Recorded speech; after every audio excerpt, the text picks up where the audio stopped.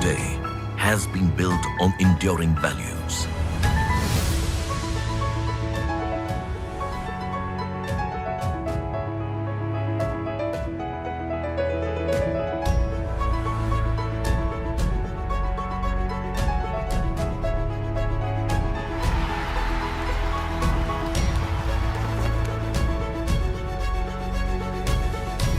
Our today is about delivering excellence across business sectors.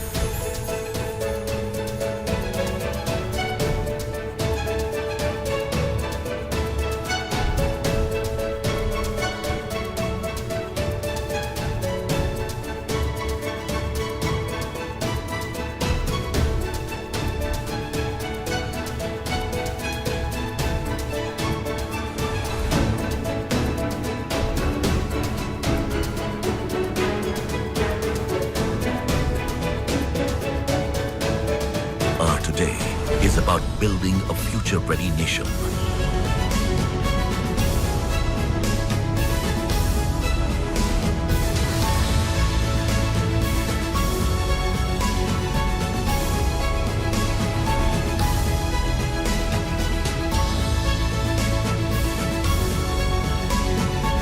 Our today has a strong foundation with community at its core.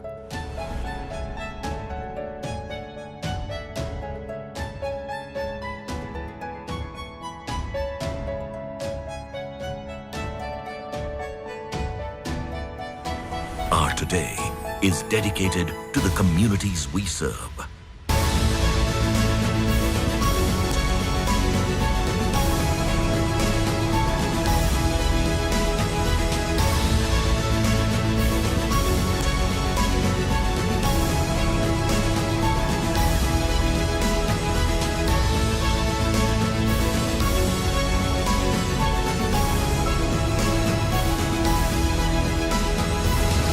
Our today is always about more than just today.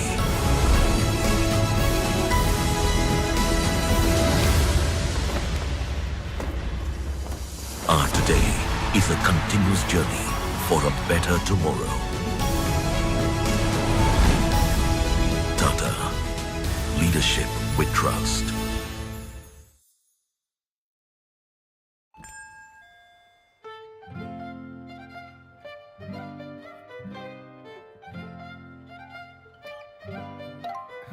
Sir, अपनों को खुश रखना इससे आसान हो ही नहीं सकता।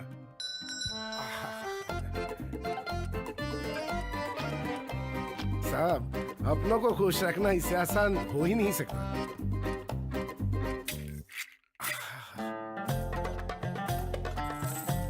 हुजूर, अपनों को खुश रखना इससे आसान हो ही नहीं सकता।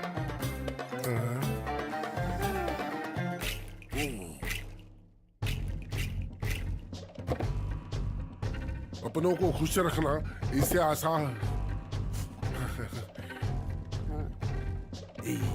अपनों को खुशियां दिलाना आसान नहीं बनाते तो आगे कैसे बढ़ते। इसीलिए हम जो भी करते हैं उसे बेहतर बनाते आ रहे हैं, बनाते रहेंगे। Bajaj Finserv, think it done. आने वाले कल की दस्तक हमें सुनाई देती है, नई मंजिल है जिस ओर हमें वो दिशा दिखाई देती है। नए इंडिया का नया जोश, नए इंडिया का नया जोश, नए जोश से निकल पड़े हम, आने वाला कल होगा हमारा। नए इंडिया का नया जोश। और नए इंडिया के इस सफर में टेक्नोलॉजी की शक्ति लेकर आपका भागीदार रहेगा रिलायंस, रिलायंस नए इंडिया का नया जोश। Welcome to the world of Tata Steel, a flagship company of the global business conglomerate, the Tata Group. Tata Steel is one of the world's most geographically diversified steel producers, with operations and commercial presence across the world. The story began with the dream of one man, Jamsetji Nusserwanji Tata, a pioneer, a visionary, a man ahead of his times. He had his heart set on building a steel plant in India that would compare with the best globally. His dream was brought to fruition by his son, Dorabji Tata, and thus was born Tata Iron and Steel in Jamshedpur in 1907. At the turn of the 21st century, fueled by its global aspirations, Tata Steel expanded its footprint to Southeast Asia in Singapore and Thailand. Acquisition of Chorus in Europe in 2007 placed it amongst the top global steel companies in the world. In 2015, Tata Steel set up a state-of-the-art integrated steel plant at Kalinganagar, Odisha in India. The Phase 2 expansion of Kalinganagar steel plant from 3 million TPA to 8 million TPA is currently underway. The company is all set to pursue domestic growth with its acquisition of Bhushan Steel Limited and the steel business of Usha Martin. This forms part of the overall strategy to increase its India footprint, build capacity in long products, and enrich the product portfolio. Besides steel manufacturing facilities, the company has mining assets in the state of Jharkhand and Odisha in India. Tata Steel has evolved into a leading steel manufacturer, catering to diverse market segments.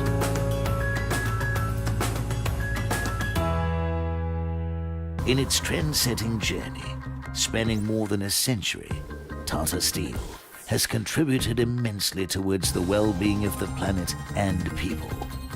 Guided by its vision to be the global steel industry benchmark for value creation and corporate citizenship, Tata Steel is poised to lead the future.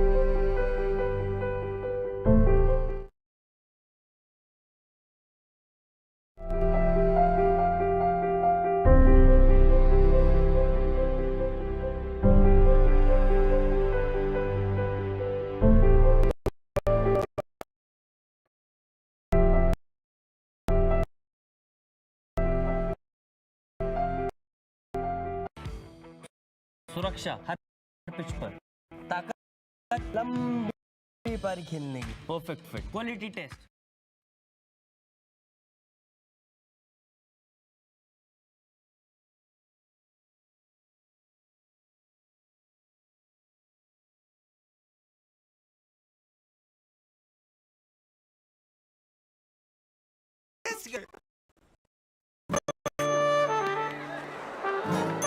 नहीं तो कुत्ते लगाओगे क्या?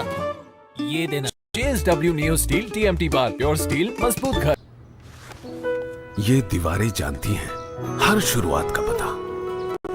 एक नई सोच के साथ अपने सपने की सुबह। जब उम्मीद दिलाए हिम्मत से हाथ, हर सपने को मिले मजबूती का साथ। आओ बनाए हर सपने को मजबूत JSW सीमेंट के साथ। JSW cement, the leaders choice. कभी हिंदुस्तान के रंगों के बारे में सोचा है? लाल, पीला, हरा, नीला। तो चलो मिलकर इस रंगीन चादर को फिर से सिलते हैं। जो तेरा वो मेरा, और जो मेरा वो सबका। इसीलिए पहली बार JSW पेंट्स लाए हैं 1808 शेड्स एक ही प्राइस पर। JSW paints, think beautiful. In 1868, the Tata Group was founded on a philosophy that put the community at the heart of its existence. Today, we are a $100 billion global enterprise.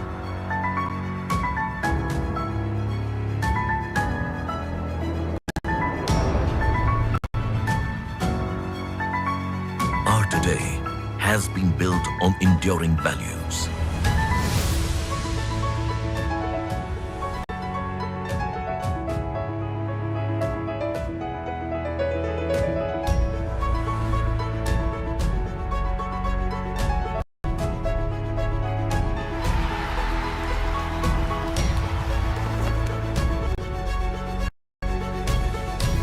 Our today is about delivering excellence across business sectors.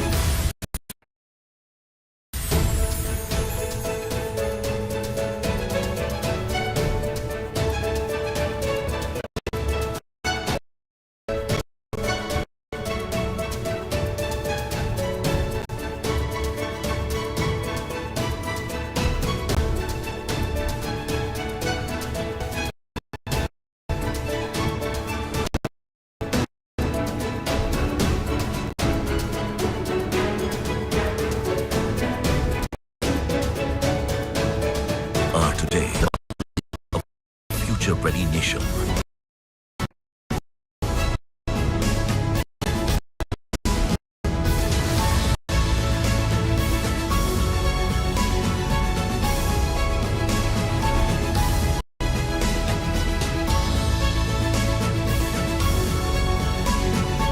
Our today has a strong foundation with community at its core.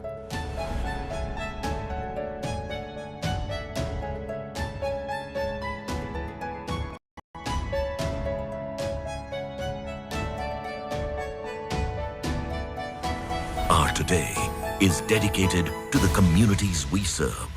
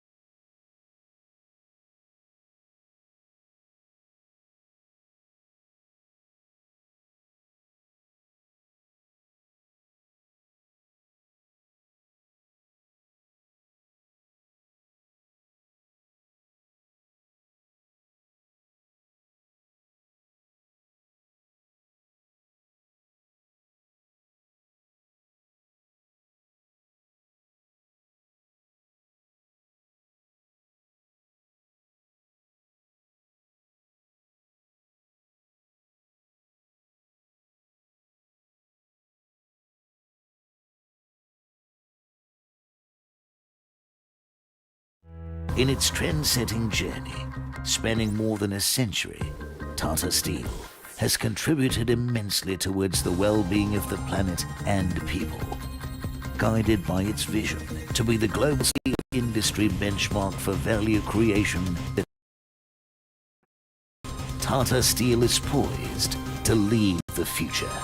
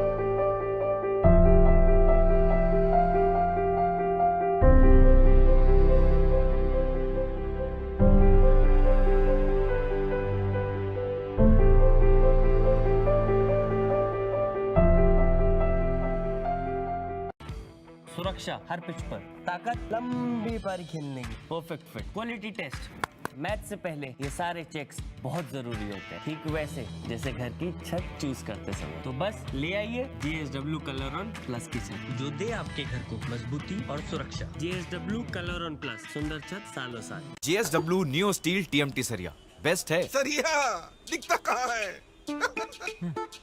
ये देखिए, best quality. Chest guard है, दिखता कहाँ है? दिखता नहीं तो कुछ भी लगाओगे क्या? ये देना। JSW न्यू स्टील TMT बार, प्योर स्टील, मजबूत घर। ये दीवारें जानती हैं हर शुरुआत का पता। एक नई सोच के साथ अपने सपने की सुबह। जब उम्मीद मिलाए हिम्मत से हाथ, हर सपने को मिले मजबूती का साथ। आओ बनाए हर सपने को मजबूत JSW सीमेंट के साथ। JSW cement, the leaders choice. कभी हिंदुस्तान के रंगों के बारे में सोचा है? लाल, पीला, हरा, नीला। तो चलो मिलकर इस रंगीन चादर को फिर से सिलते हैं। जो तेरा वो मेरा, और जो मेरा वो सबका। इसीलिए पहली बार JSW पेंट्स लाए हैं 1808 शेड्स एक ही प्राइस पर। JSW paints, think beautiful. In 1868, the Tata Group was founded on a philosophy that put the community at the heart of its existence. Today, we are $100 billion global enterprise.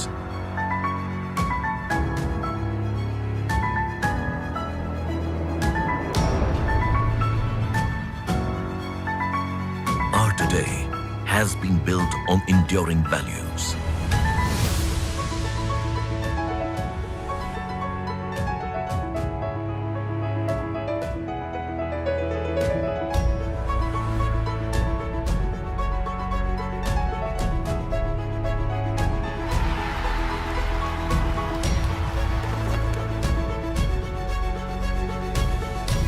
Our today is about delivering excellence across business sectors.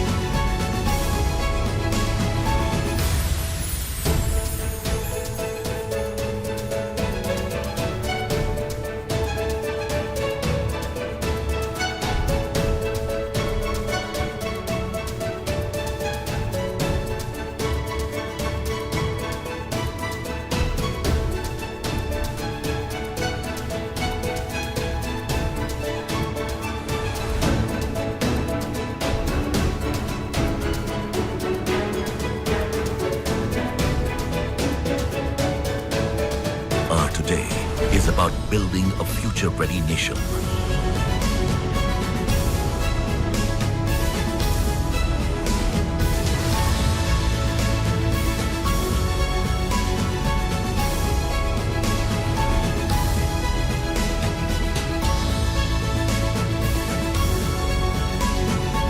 Our today has a strong foundation with community at its core.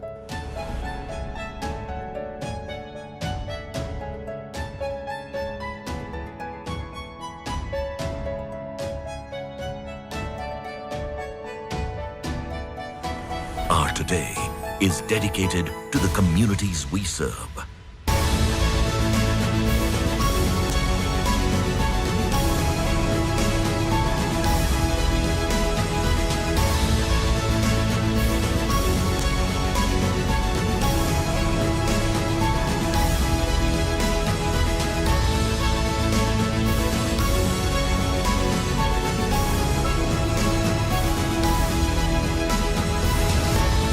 Today is always about more than just today.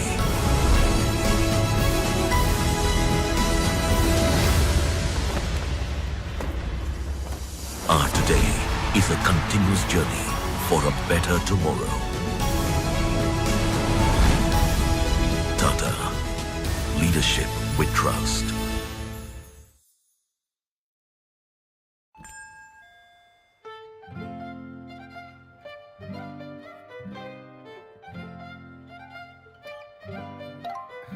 Sir, अपनों को खुश रखना इससे आसान हो ही नहीं सकता।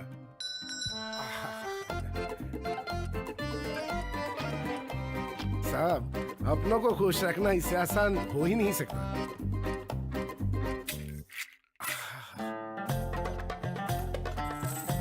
हुजूर, अपनों को खुश रखना इससे आसान हो ही नहीं सकता।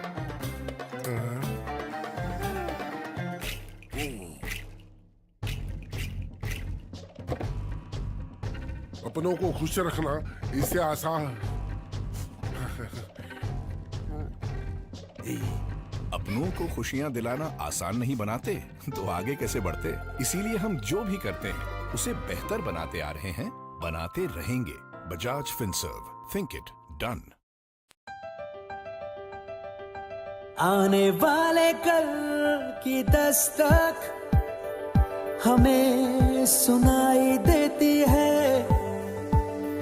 नई मंजिल है जिस ओर हमें वो दिशा दिखाई देती है।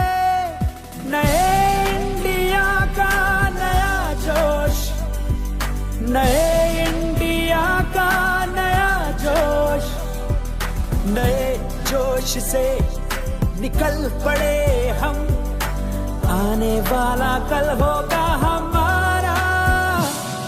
नए इंडिया का नया जोश। और नए इंडिया के इस सफर में टेक्नोलॉजी की शक्ति लेकर आपका भागीदार रहेगा रिलायंस। रिलायंस, नए इंडिया का नया जोश। Welcome to the world of Tata Steel, a flagship company of the global business conglomerate, the Tata Group.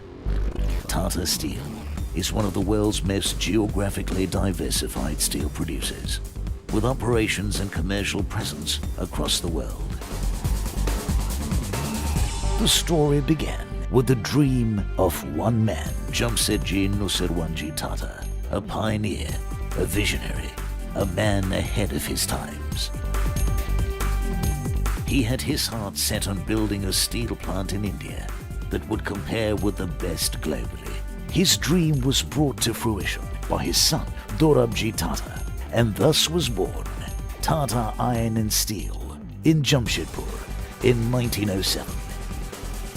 At the turn of the 21st century, fueled by its global aspirations, Tata Steel expanded its footprint to Southeast Asia in Singapore and Thailand. Acquisition of Chorus in Europe in 2007 placed it amongst the top global steel companies in the world. In 2015, Tata Steel set up a state-of-the-art integrated steel plant at Kalinganagar, Odisha in India. The Phase 2 expansion of Kalinganagar steel plant from 3 million TPA to 8 million TPA is currently underway. The company is all set to pursue domestic growth with its acquisition of Bhushan Steel Limited and the business of Usha Martin. This forms part of the overall strategy to increase its India footprint, build capacity in long products, and enrich the product portfolio.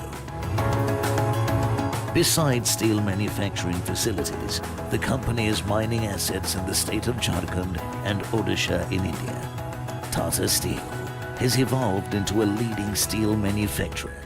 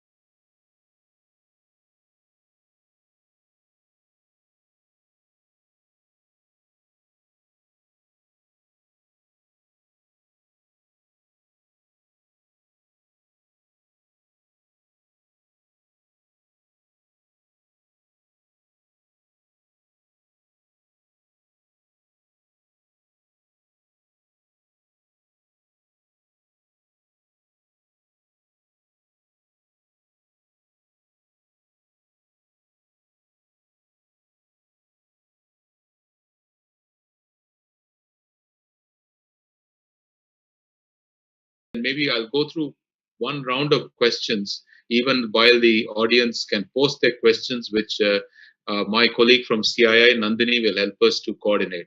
We've got about 75 minutes to take through and absorb as much as we can on this very important topic. So I welcome you all to a very engaging session on this topic. So fundamentally, I think, as I've said, it is very hard to manage material plastics. We've had this island which has been floating and has been around for 70 years or so. And without going into statistics, it may be useful to look at some ways to unplastic our world. The research report, which was released last week, says that our buildings infrastructure outweigh all the world's trees, shrubs, and our plastic outweighs all the dry weight of all the animals.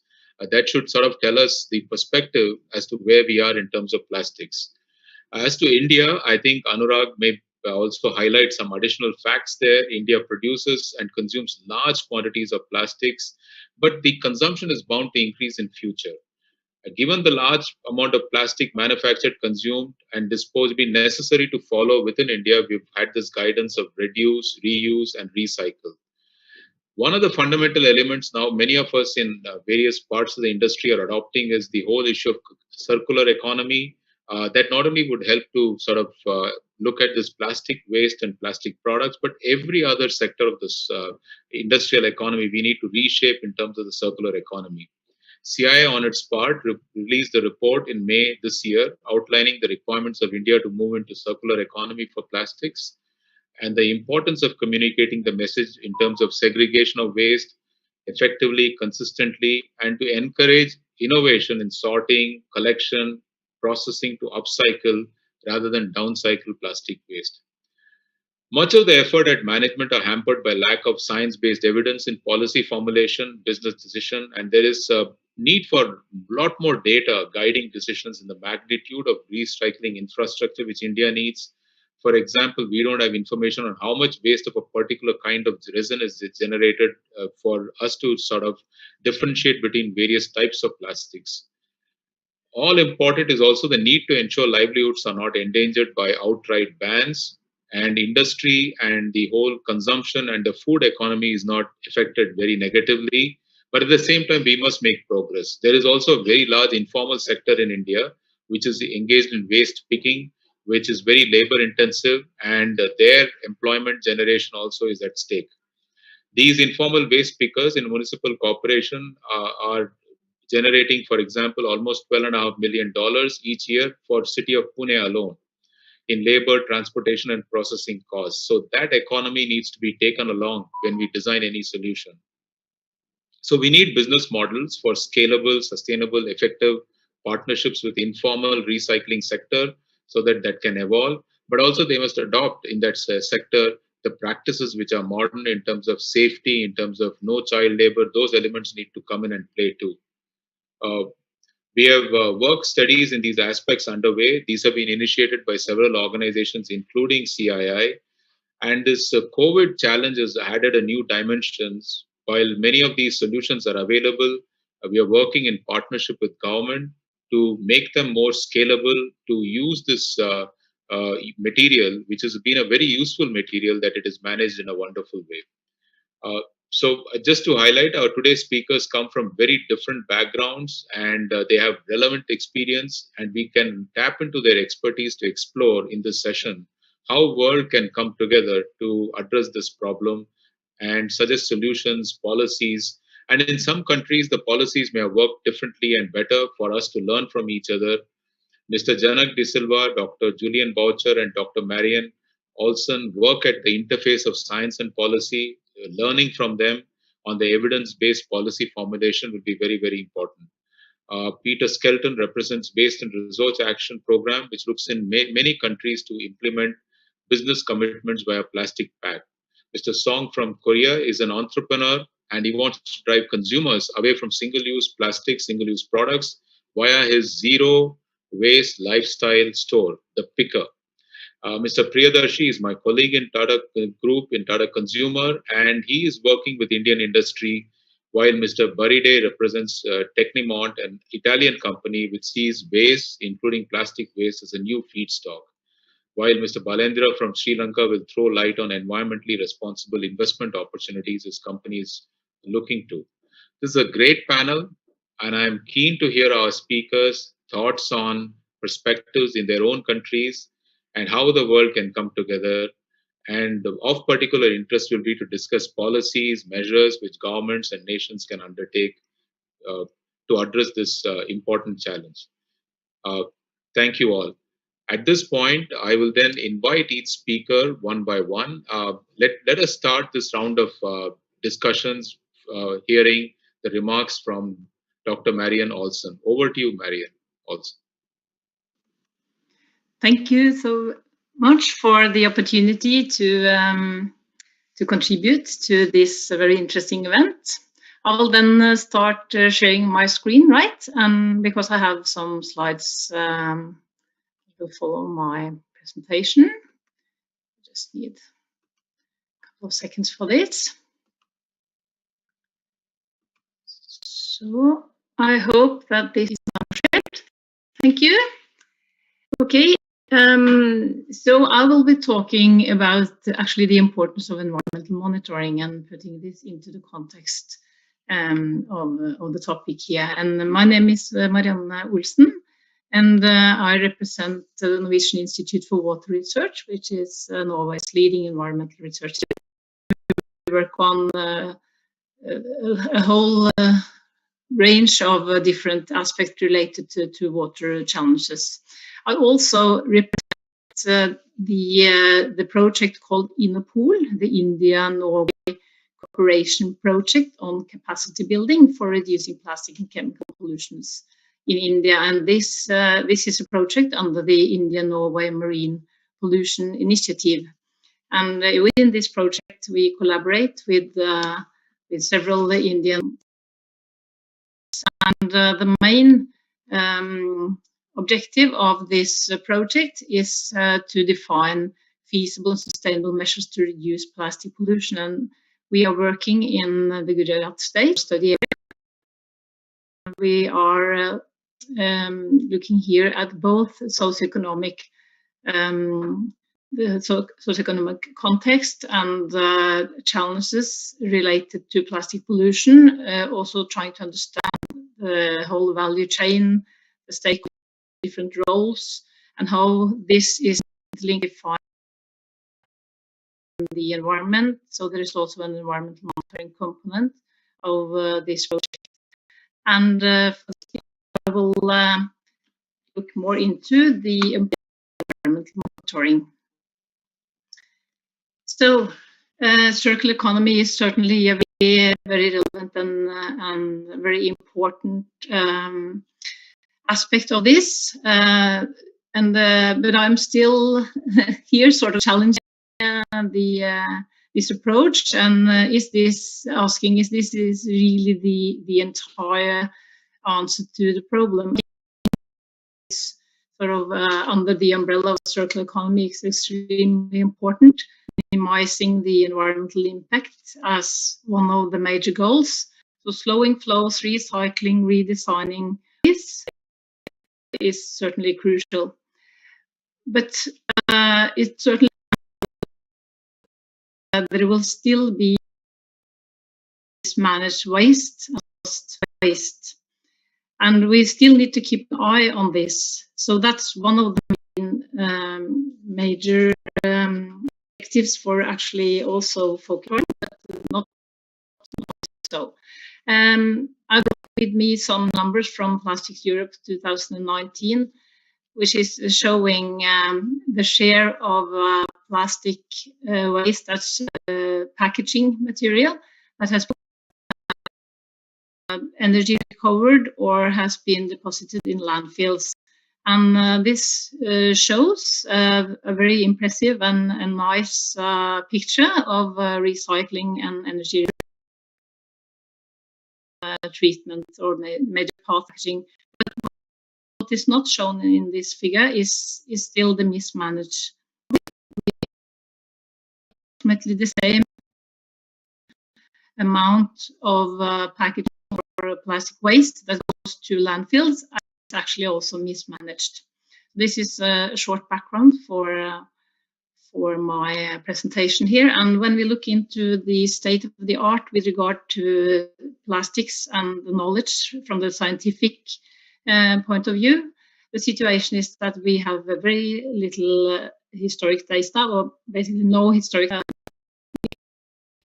We are sort of in lack of a baseline for the state of contamination in the environment. We have not yet seen plastics included in regular monitoring programs. There are a lot of studies internationally, obviously, and the number of papers is increasing. But as of now, it's not yet regularly monitored. This is actually happening. Next year, the Norwegian Environment Agency will actually initiate the first regular monitoring program on the microplastics in the environment. But still, we are working on standardizing, harmonizing methods, and setting up harmonized systems for quality of data. Most of the studies that have been taken, that has been initiated, has had a focus on the presence on effects and still don't on these aspects of plastic pollution. And as we lack this information, we also lack the data presenting risk, both for the environment and also human health. So we still don't know exactly what happens with the plastics in the. There's also a lack of understanding of all these socioeconomic aspects related. And also there is a lack of. Finally, also stating from my side, actually we don't have any decision tools for mitigation. So measures and mitigations are to a large extent based on not science-based knowledge. Where we are certainly improving, but this is still where we are. And when we look at just a comparison here between the production of plastics and actually the production of scientific papers, we were sort of lagging behind, but certainly speeding up, and knowledge is developed and produced every day. So we are moving forward. I also brought with me to emphasize this an example from a Norwegian attempt to carry out an environmental and human health risk assessment. This was done last year. And from the 2000 publications that the Norwegian Scientific Committee for Food and Environment actually scanned through, they could only use 274 to scientific quality and the lack of harmonization and standardization. And based on this data, actually, they concluded that there is not knowledge available to say exactly what is actually the risk for the environment and on human health. This was related to microplastics. So these are some of the backgrounds for why monitoring is crucial, even though we work on different tasks and in following multiple pathways in the way to solve and meet the challenge related to plastic pollution. So monitoring data can certainly give us a baseline for comparing data in time and space, evaluating the effect of different measures, and building large data sets, understanding the abundance, the presence, the effects, and the impact certainly also help us to understand the risk. And based on this, it is possible to have science-based decisions for measures. Still, as I said earlier, we lack harmonized methods, which makes it complicated to actually compare data. And this is why at mitigations and measures, we still need to have the focus on building these methods and making sure that everything we do has a high quality. So taking and my point of view from the scientific side.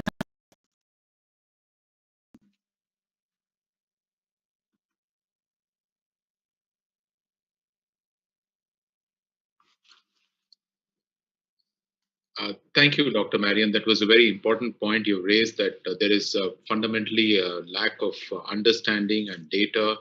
And unless we have that both in time and space, we will not be able to understand impact and effects and risks, what we are trying to do. And this research work must carry on. I think that the broad underlying theme of yours is very, very important. That sets the stage for a more measured outcomes, more measured policies, more measured interventions. Thank you for bringing that to the surface. If Dr. Julian Boucher has joined in, I would invite him now. I can't see if he has joined. Nandini, has he joined? I don't see him, Mr. Okay, Mukundan. then I think he's probably trying to get in.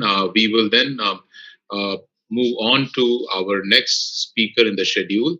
Can I invite Mr. Krishnan Balendra of John Kills Holdings from Sri Lanka, chairman of that, to give his perspectives from Sri Lanka and his perspectives around the world from the organization he is representing. Over to you, Mr. Krishnan Balendra. Thank you. Thank you. Good afternoon, everyone, and thank you for inviting me to participate in this summit. I would like to start by debunking the widely published conclusion that Sri Lanka is the 5th largest polluter of the ocean in the world. This is based on an erroneous statistic. That ranking was determined via a study which indicated that Sri Lanka generates 5.1 kilograms of MSW per person per day, while subsequent studies done by various organizations sets it at around 1/10 that amount. Having said that, and while we are not the 5th largest contributor, we still do face a problem as a country. MSW, or municipal solid waste, is the greatest concern in the plastic pollution challenge in Sri Lanka, as this ends up in landfills when collected, or our waterways and environment when not collected, resulting in the damage and destruction to our environment we see daily. Sri Lanka generates around 3,600 metric tons of MSW per year, out of which only about 40% is collected. The Central Environment Authority has estimated that around 6% of MSW is comprised of plastic waste, from which only about 15% is currently collected for recycling. Therefore, there is a significant opportunity to reduce the quantum of plastic pollution by making our collection mechanism more efficient. This will subsequently increase the quantum that goes for recycling. Being the largest listed conglomerate in Sri Lanka, with a presence across the country and touch points with multitude of stakeholders, the John Keels Group is in a prime position to make a difference in this space. As a group, we have diverse businesses, which include a supermarket chain and companies engaged in the consumer foods industry. Unfortunately, as at date, there are no cost-effective solutions that provide a viable alternative to plastic packaging for consumer food, which balance hygiene and consumer convenience with affordability. Nevertheless, we continue to identify and adopt alternatives, such as redesigning the PET bottles used in our carbonated soft drinks business to use less plastic, introducing compostable bags at our supermarkets with a commitment to reduce single-use plastic bags by 50% by 2025, offering discounts for reusable bags, promoting bring your own container initiatives, converting to paper straws at all our hotels and juice counters at our supermarkets, and so on. We believe we have a responsibility to reduce our plastic footprint, and we can achieve this by working towards reducing plastic pollution across Sri Lanka. This also makes business sense, as we are in the leisure and hospitality industry as the largest owner and operator of hotels in Sri Lanka, which relies on the ability to market unpolluted beaches and tourist attractions we offer as a country. A social entrepreneurship project of John Keel's group called Plasticycle was launched in 2017 as a pilot to cover a few areas within Colombo, but it has now expanded to many parts of the island. The project focuses on 3 pillars: encouraging reduction in the use of single-use plastics, supporting responsible disposal, and promoting recycling initiatives.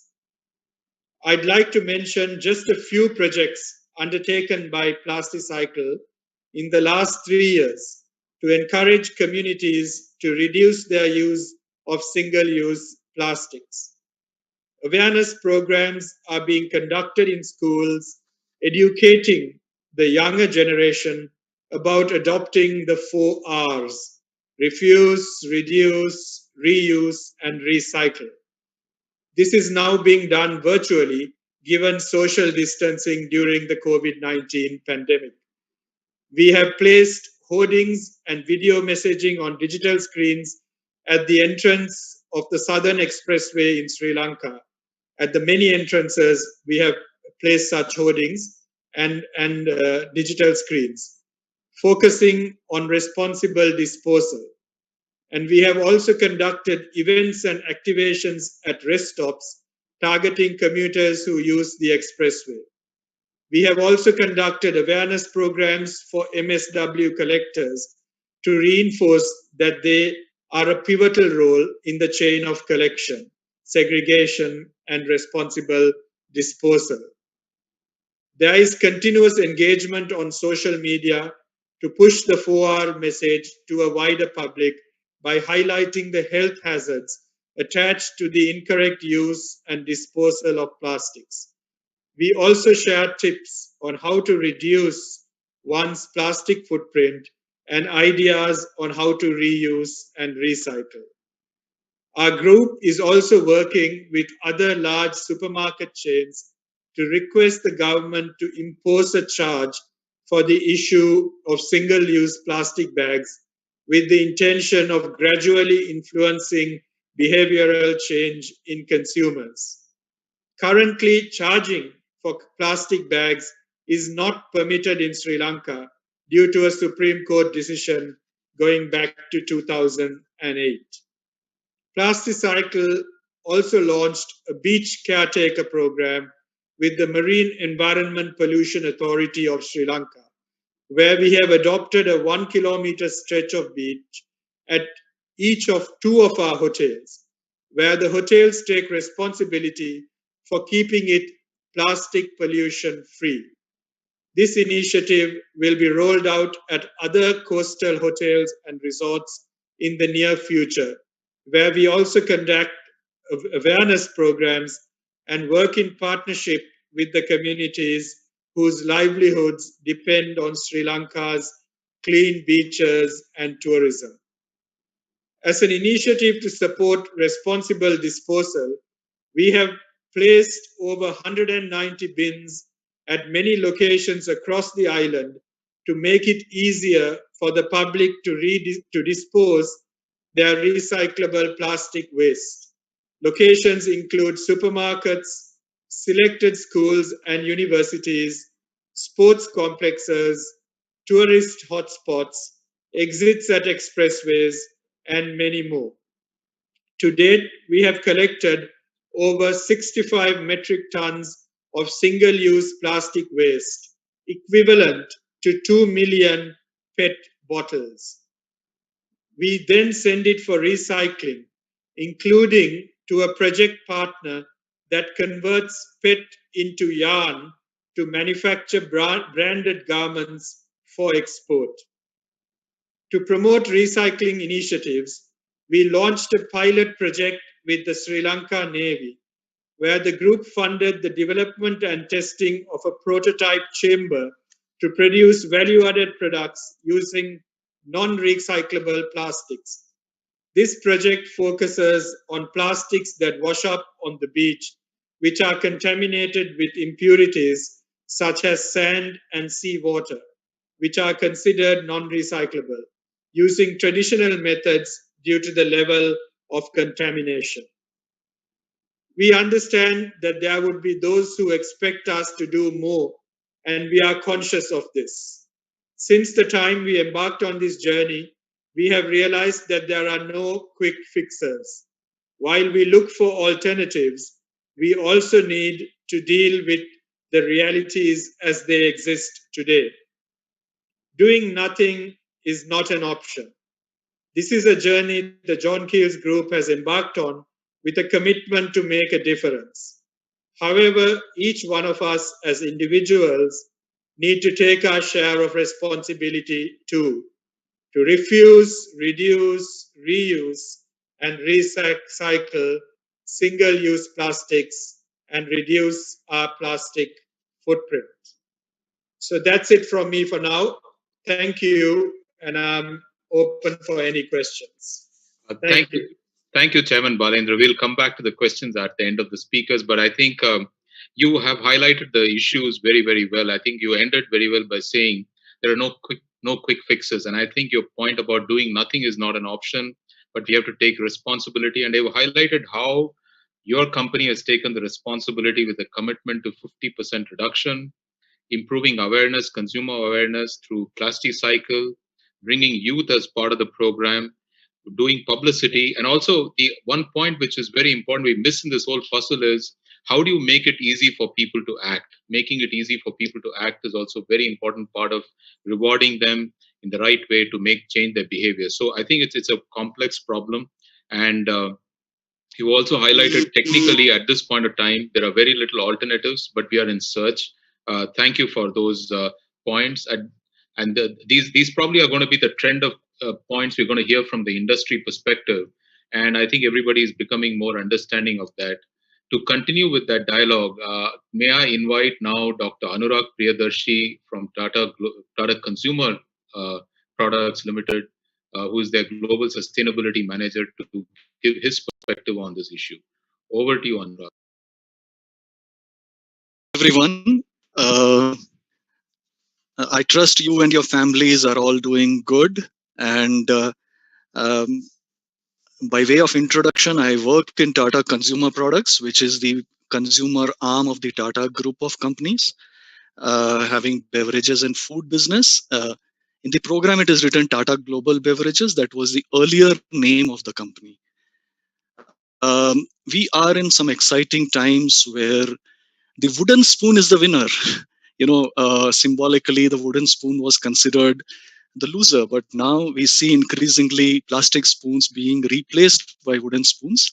And now we see that the wooden spoon symbolically is the winner. Plastic spoon is consigned to history, increasingly to the museums. The three key themes that we see in India are around democratization of waste management, federal structure of waste management, and the trickle-down effect not working. When it comes to democratization of waste management, we are seeing probably after the Mahatma Gandhi, who created awareness on sanitation and waste, after a very long time, we are seeing top leadership driven awareness around waste management. It is percolating, and like everything else in a democracy, it's not uniform, but we see school children, citizen groups, NGOs, government organizations, Safai Karamcharis, everybody working and talking about waste management and creating awareness, action around this. When it comes to the federal structure, I think, in a federal country like India, waste management, while the laws are made by the union and the central government, the Central Pollution Control Board, but the implementation happens at the state level, at the federal levels. And here there are various challenges due to the lack of uniformity. And for corporates like us, it's always a challenge to try and working with different states and different markets. The third thing, in terms of trickle-down effect, all large corporates in India, after the implementation of the extended producer responsibility, have been working on, have spent a huge amount of budget in terms of collection and processing of plastic waste. However, we do not see in the pilots that we have carried out a significant effect on the Safai Karamcharis or the sanitation and waste workers, which means the trickle-down effect is not working. And that's a cause for concern. We would want all the effort that we put into the circular initiatives, into the extended producer responsibility, going down and helping the people who really matter. With those three key themes, I will try to talk a little bit about what my company is doing, but I think in general, most corporates, large corporates, conscientious in India, are similarly working on this. We work on the principles of 5 P's around this plastic circular initiatives: people, process, packaging, prices, and partnerships. And I'll briefly talk about them in the presentation as we go. While I will focus on the plastic waste management, but as a company, we are the world's second largest tea company, one of the top 10 coffee companies with a large food business. We have programs around sustainable sourcing. We have programs for the communities. We are on the CDP list for climate leadership, renewable energy, biodiversity, which is such a important topic. And Mr. Mukundan, I know, is very concerned about biodiversity and the impact of plastics on biodiversity. Circular economy, absolutely important. And of course, our business growing by decoupling emissions from growth. Just a small snapshot of what we do. But in terms of commitment, we are committed to optimize consumer packaging, make use of resources in a better way, reduce their environmental impact. At the same time, being consumer facing, we do not want to affect the product quality and safety, especially in Indian conditions where products have to be stored, transported in multiple sort of ways. It is important that the product quality and safety is retained. And that balance is a challenge for our businesses. We understand the challenges of packaging because of the very complex interactions between market, cost, consumer protection, environment, and a sustainable society. So when we come to circular economy, our key approach has been fourfold in terms of packaging being fit for purpose, resource efficient, made from low impact materials, and reusable or recyclable at the end of its life. And I think all our packaging have been evaluated from a business perspective around these 4 key themes. What we are also looking at is, in terms of going forward, reduce and replace unnecessary plastic with alternative materials, eliminate the unnecessary use, and circulate it as much as possible. So some of the key initiatives that we are working is in terms of sustainable. We have our internal sustainable packaging guidelines and matrices. Zero waste to landfill from our factories, absolutely vital. Tea, coffee, water, food. We are for the beverage business, they are already zero waste to landfill. All the factory is being reused, recycled. We are also extending it to the other product categories. In terms of extended producer responsibility, we are by the end of this month, 100% of all the waste that we collect is being processed through the partners in terms of extended producer responsibility. In the international market, all the Tetley packaging will be 100% recyclable. We've signed up to the UK Plastic Pact, and therefore by 2025 is the target. I think we will reach that target much earlier. We have a huge program around our volunteering initiatives where we get all our colleagues to go out and collect plastic waste, creating awareness between our colleagues as well as for the communities. and also capacity building for different stakeholders, including waste workers, safai sathis, rag pickers, citizen groups, school children, everyone. So UK Plastic Pact, we've signed that, and we are in the process of achieving the target. We're making good progress, 100% reusable, recyclable, or compostable by 2025, and some 70% recycled or composted. I think that is something that corporates in India will take inspiration from, and probably we, like many other countries, we intend to have, we hope to have a India Plastic Pact so that companies can move towards some defined targets. Leadership in recycling packaging. So Tata Salt, which was earlier with Tata Chemicals and Mukundan, played an important role in making sure that this moved to a recyclable packaging. So in the coming years, we will see 100% of all our both salt and Tata Tea Premium, the favorite salt and tea brands in India, moving to recyclable packaging. That's a commitment to our consumers, and we will secure that. When it comes to capacity building of value chain partners, like I said, very important for us to work with the rag pickers and create dignity for them. It's such a tough job.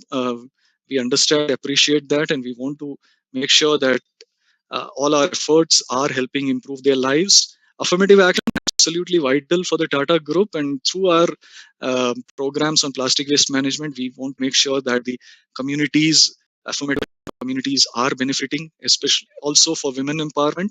A lot of the waste workers working in the value chain of waste management are women, and we want to have a better empowerment for them through various programs. Health and sanitation, absolutely vital for the communities. Tata Engage is the Tata Group volunteering program. Tata Group is one of the world's largest corporate volunteers, and one of the companies, Tata Consumer Products, in the group, we do a lot of volunteering around waste management. In this picture, you can see our senior leadership, the former CEO going and helping clean the beaches, and all our colleagues joining in. It goes across the company to make sure everybody gets involved and creates awareness for our communities. I think that's all from my end in terms of what we as a company do, and happy to take questions. Thank you so much. Thank you, Anurag. Presentation from the consumer perspective, just as we heard from Chairman Balendra. Both of you have brought in the perspective of the consumer, but I think you highlighted 2-3 points which are in addition to what has been said by Chairman Balendra. One is on the federal structure of a country, large country like India. It adds its own complexity, which I think is easier to manage if there's a unitary government in a structure. Second, I think you also highlighted about this UK Plastic Pact. We could look at that, and especially India look at that in terms of Plastic Pact. I think that's an important dimension. Key themes you also highlighted is about this capacity building across, which I think is an important element which we must keep as we progress the discussion forward. Thank you, and we'll come back to you with questions at the end of the round of all the speakers. I can see that Mr. Julian Boucher has joined. Are you able to hear us, Dr. Julian Boucher? Yes, I can. Yeah. Perfect. I think, would you like to go ahead, because you were the second speaker? I think we'll come back. We'll now have you express your views on this very important subject of unplastic world. Okay. Yeah. Sorry, I'm now just joining. I completely mistaken the time, so I am a bit in a rush, but I think I am ready to present. I will share my screen. Do you want me to come to you after another speaker comes on? We can do that. Yeah, if you can do that, it's maybe better. Perfect. Yeah. Wonderful. So sorry for that. No problem at all. Mr. Milind Baride of Technimont, again, an industry which probably is having solutions for us. Over to you, sir, if you can come on screen now. Thank you very much, Mr. Mukundan. And I am going to help me out here, please. Thank you to Mr. Kundan. Thank you to all the participants for this wonderful session on the unplastic world. From an industry perspective, what we understand, I mean, what solutions that can be provided is what I will talk about. Myre Technimont is a very well-known group in the plastic industry. And next, please, Shurjoy. So basically, the Myra Technicon group has a number of operating companies, and we are been in the hydrocarbon and in the petrochemical field for decades. So we understand everybody's concern about the waste or plastic waste, but we are the generators of the plastic. Therefore, we understand how we have to revisit the world of plastic from a circular perspective. Next, please. So what we see is we have to see from a feedstock perspective because of the amount of plastic that is generated. The element of hydrogen, carbon, and polymer is not going to go away. So the way to look at it would be to see if we can convert these plastics back into its original shape of polymers and try to reduce the use of fossil fuel for the generation of new generation plastics.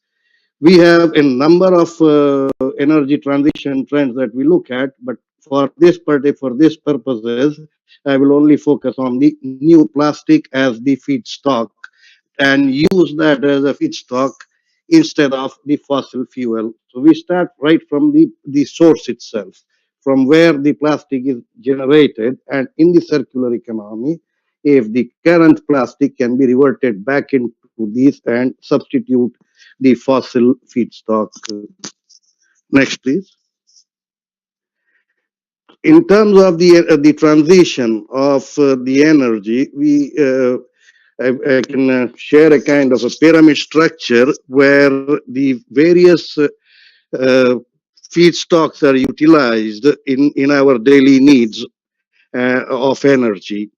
So in terms of the existing industrial processes, we have to we call that as greening the brown, trying to give more efficiency to that.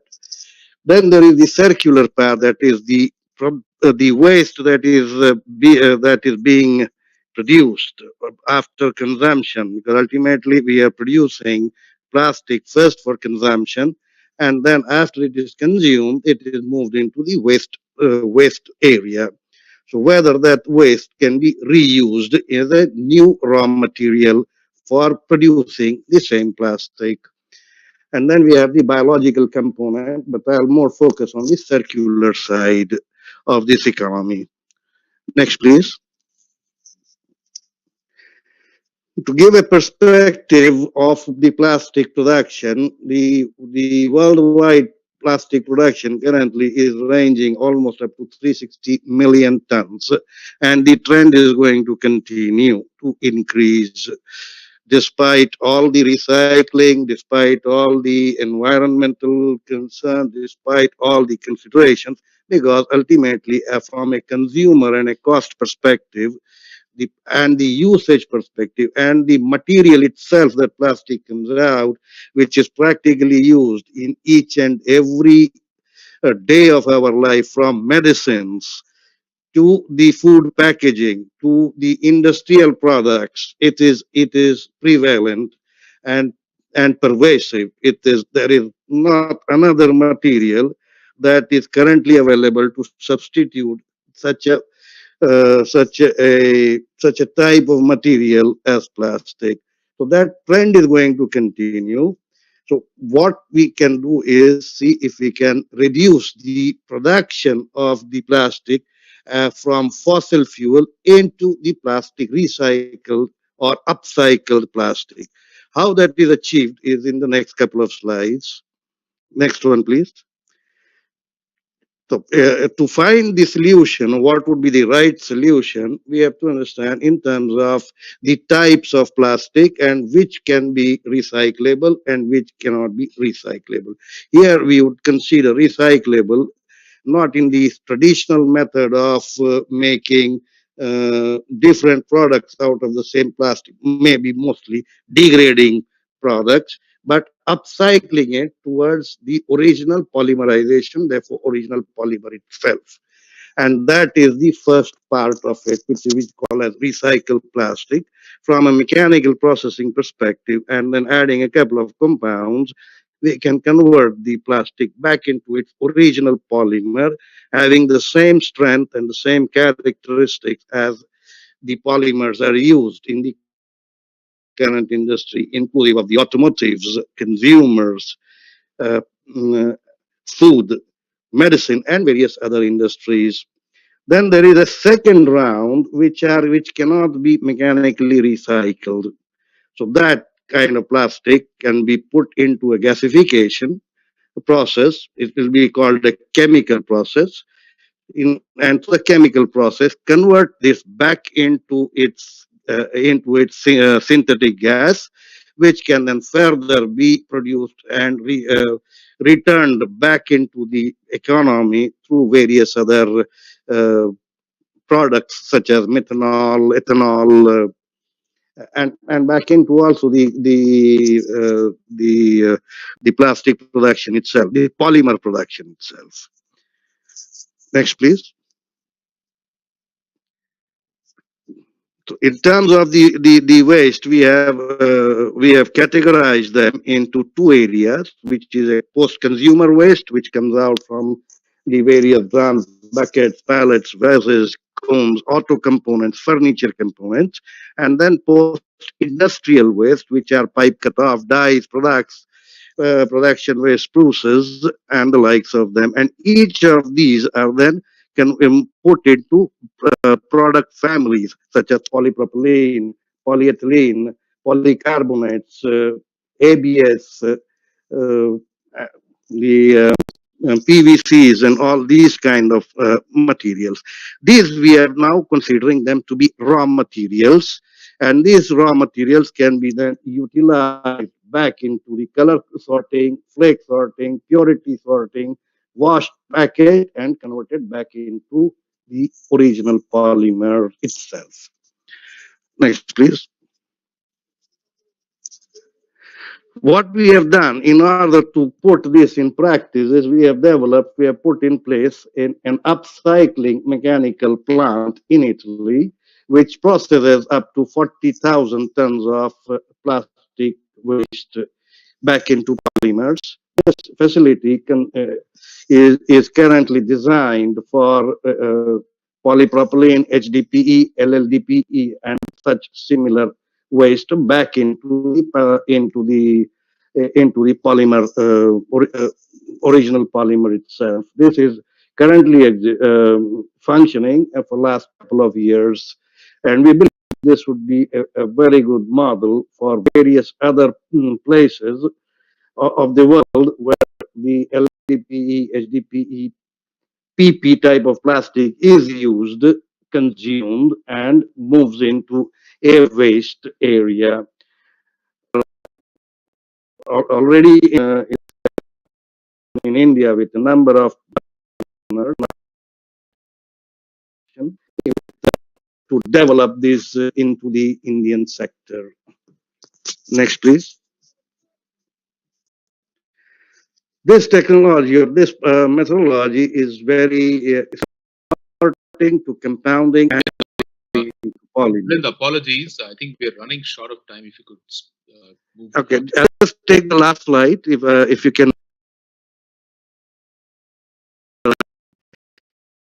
So basically, this one only indicates conversion of the plastic which cannot be recycled into original polymers. And as you can see on the right-hand side, we talk about the circular side in the bottom right-hand side. Make, use, reuse, remake, recycle, make, use, reuse, remake. Thank you very much. Thank you, Milan.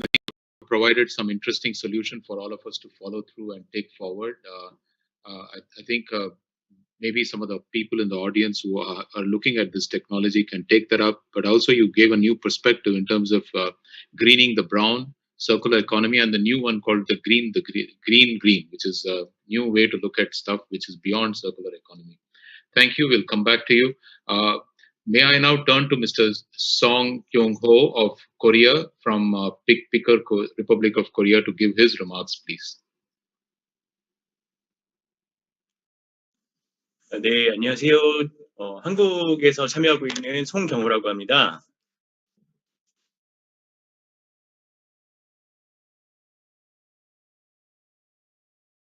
네, 제가 영어로 소통하지 못하는 점 미리 양해 부탁드리고요. 바로 화면 공유하면서 발표 시작하도록 하겠습니다.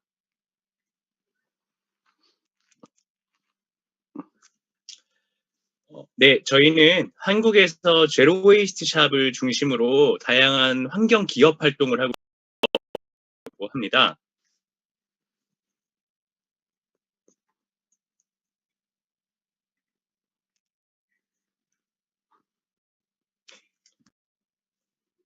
No, we cannot hear Nandini. I think there is some. You need to. Mr. Song, can you hold on because I think the interpreter voice is not coming. 들고 있을까요?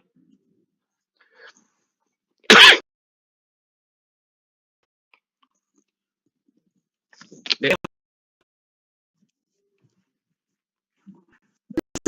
Strip at the bottom which has interpretation written on it. Hear the interpretation. Thank you very much. Yes, please go ahead.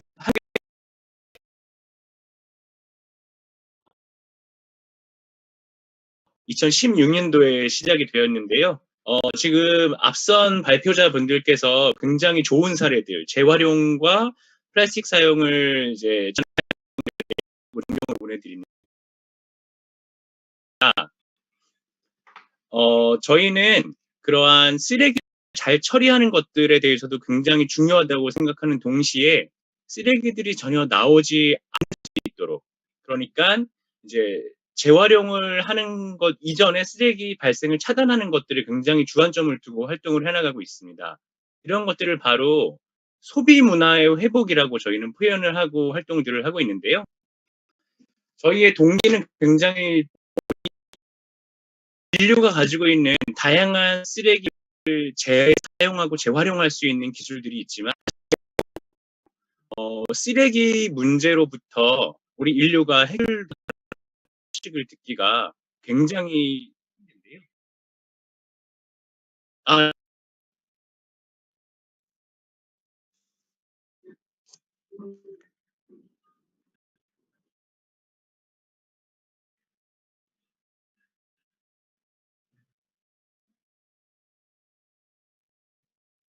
네, 통역 부탁드립니다. Interpreter, please.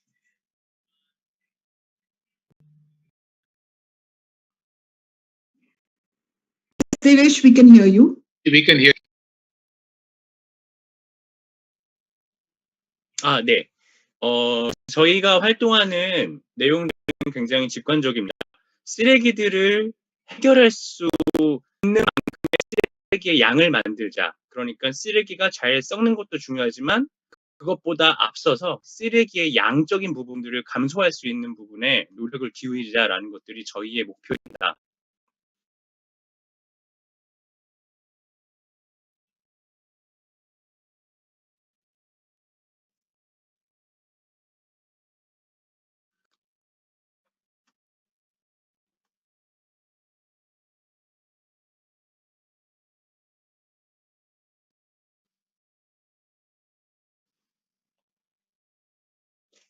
네, 그래서 이러한 목적에서 포장이 전혀 없는 상태로 제품들이 진열되어 있는 제로 웨이스트 샵을 한국 서울에서 운영 중에 있습니다.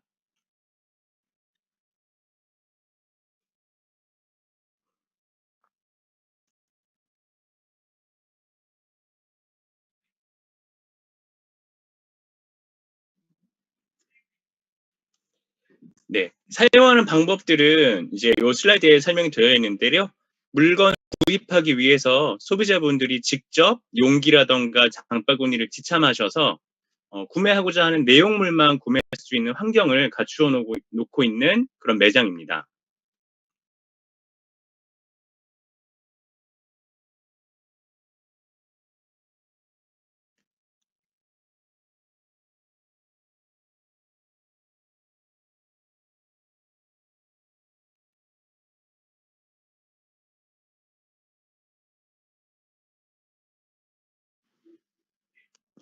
네, 이러한 제로 웨이스트 샵들의 움직임에 대해서 아마 각 나라에서 활동 중인 분들이 굉장히 많은 걸로 알고 있는데요.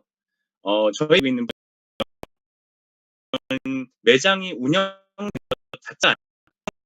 있는 기준을 여러분들과 공유하고 싶습니다.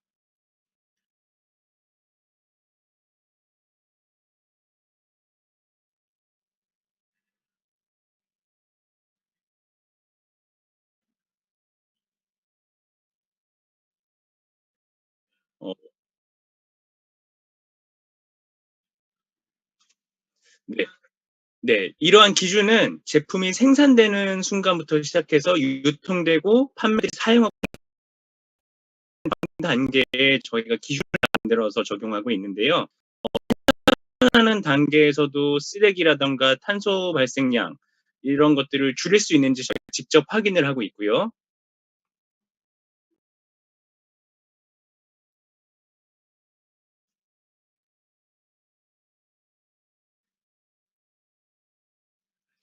이런 것들이 환경에 그러니까 환경에 나쁜 영향을 미치지 않는 범위 내에서 되고 것들을 적용하고 이제 특히 소비자들이 사용할 때 최대한 오래 쓸 수 있고 고쳐 쓸 수 있는 서비스를 제공함으로써 건강에 있는 도움을 제공하고 있습니다.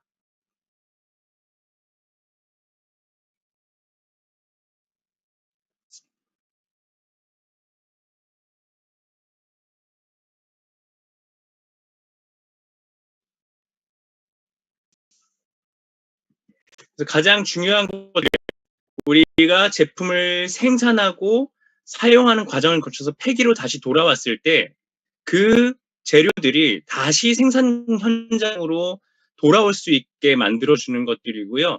이러한 원의 형태가 만들어질 때 그제서야 드디어 우리는 순환이라는 단어를 표현할 수가 있게 됩니다.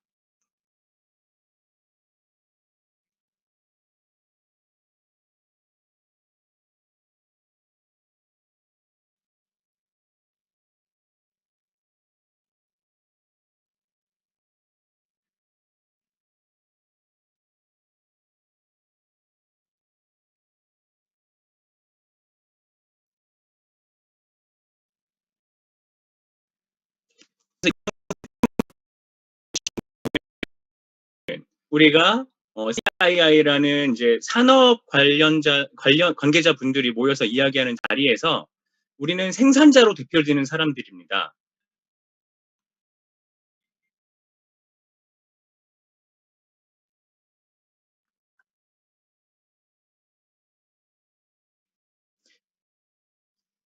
네, 이 과정에서 우리는 생산하는 과정에서 좋은 것들을 만들어내는 것들 이상을 그 이상을 우리가 적용을 해야 되는데요. 그것이 바로 생산 단계에 어떻게 건강하게 유통할 수 있고 어떻게 소비자들이 오래 건강할 수 있고 또한 원활하게 폐기되어 재사용 생산 단계에서 고민하는 내용들입니다.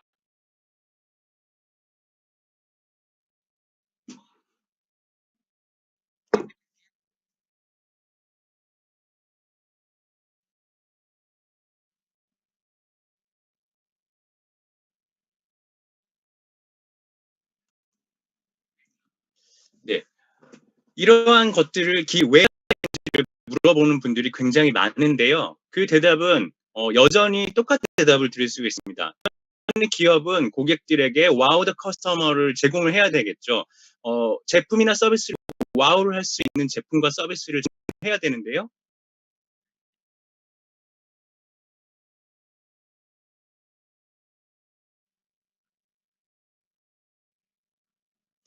하지만 소비자들이 이미 변화하고 있다는 사실들을 우리가 캐치했으면 좋겠습니다. 소비자들은 벌써 생산 환경에서 얼마나 건강하게 제품과 서비스를 만들어내고 있는지에 대해서 정보를 얻고 있고 그 기준을 충분히 확립해 나가는 중입니다.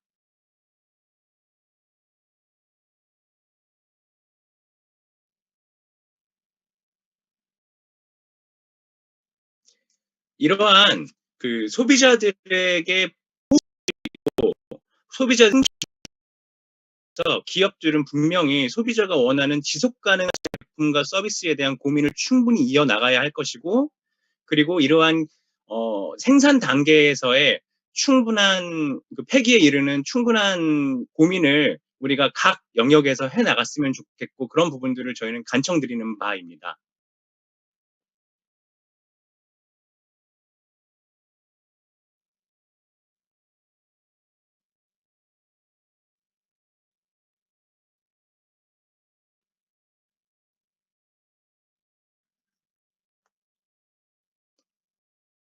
저희 더피커가 적용하고 있는 더 싸고 더 많이 생산할 수 있는 기준이 아닌 고객들에게 건강한 제품들을 제공함으로써 오랫동안 선택받을 수 있는 전략들을 여러분들도 한번 적용해 보셨으면 좋겠다는 마음으로 이 발표를 하고 있고, 그 마음이 좀 공유가 되었으면 좋겠습니다.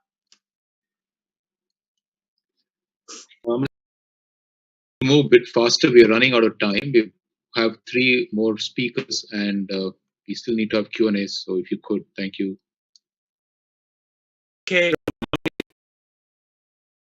하도록 하겠습니다. 예, 저희의 기준이 되기를 바라면서 발표 마치도록 하겠습니다. 감사합니다.